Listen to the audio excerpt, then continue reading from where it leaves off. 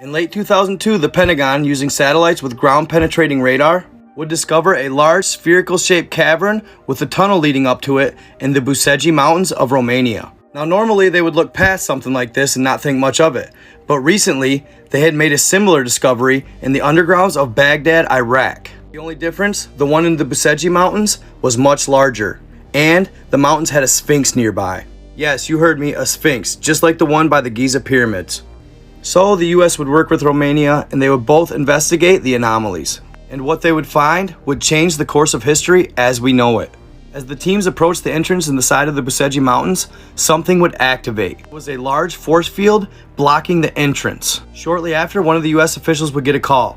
The one in Baghdad activated as well. So when one activated, so did the other. Initially, 3 soldiers would try to walk through the force field, but they would die of a heart attack instantly. So the officials would have to take a different approach.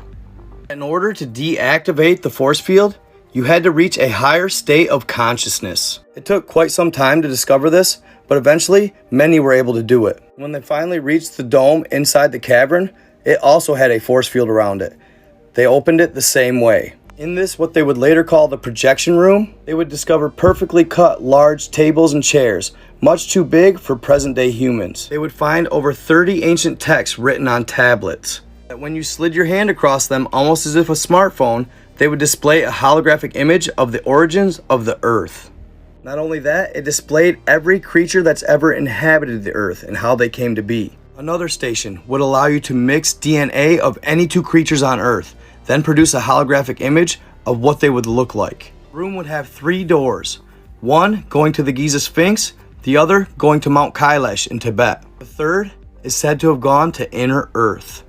That's not all. They would even find a large stone chair with what seemed to be attached to it a helmet. Right away you could see that the helmet was much too large for the average human being. The chair was set for a human about 10 to 12 feet tall, and the helmet would fit the head of this human.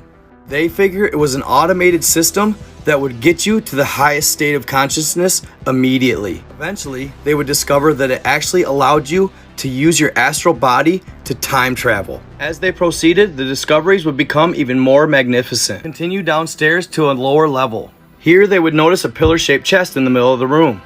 After figuring out how to unlock it, they opened the lid. They would notice a beautiful white light emanating from the chest. Inside was a white dense powder. This would become known as monoatomic gold. This substance would cause a lot of diplomatic tension due to the fact that when consumed, this stuff could make you live for 1,000 years.